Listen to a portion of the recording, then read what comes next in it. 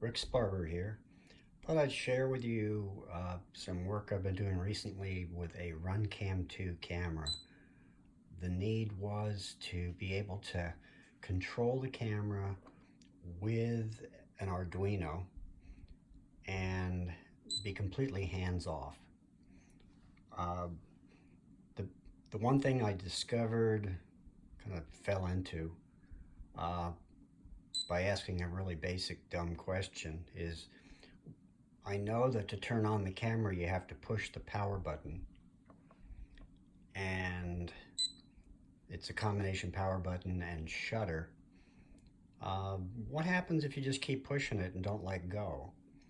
And what I've discovered is that the way the software is written, uh, it ignores it after you push it. So all I have here is a little metal bracket that gently pushes on the shutter button and keeps it down.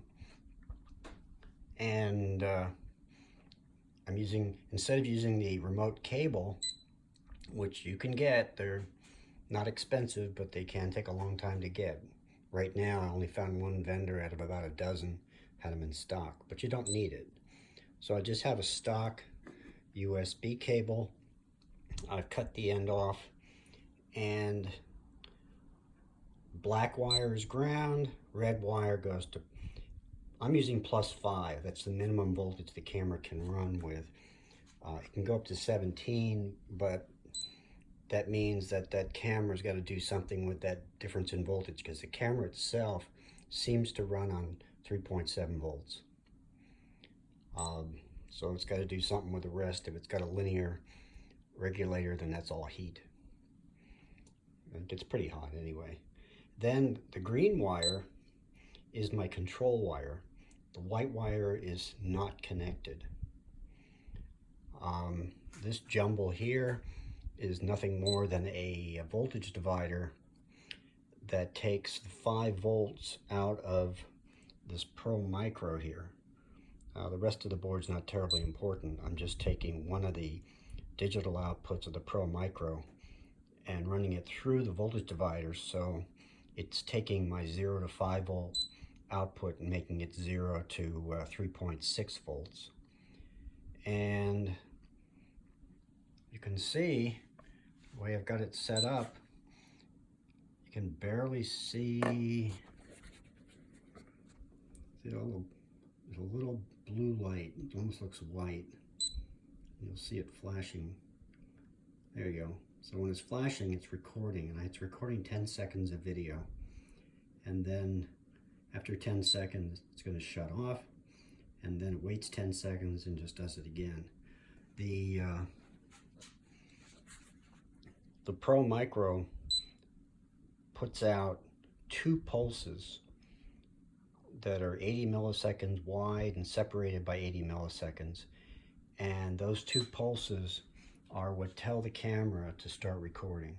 A single pulse with those parameters switches you between still and video. And you're not going to find that written down anywhere that I could find, but that's what it takes. So, of course, I'm going to write this up.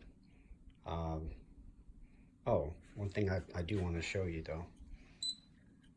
Okay, I just killed power. Put power back on. And just to show you that without touching the camera, it will automatically start recording after 10 seconds.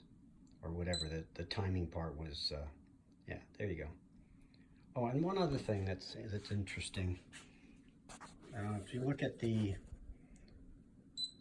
is not super accurate, but putting out 5 volts, and you can see right there is the idle power, about 450 milliamps. And then when it starts recording, it's more like 600, 650. I think that's in the spec sheet. That's 600 milliamps, that's 3 watts.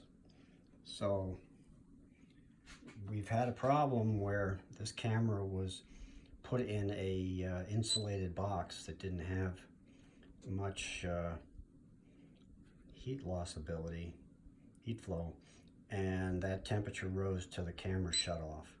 So you really got to be careful. Make sure there's plenty of air around this camera. You will find that it gets rather warm to the touch after a while.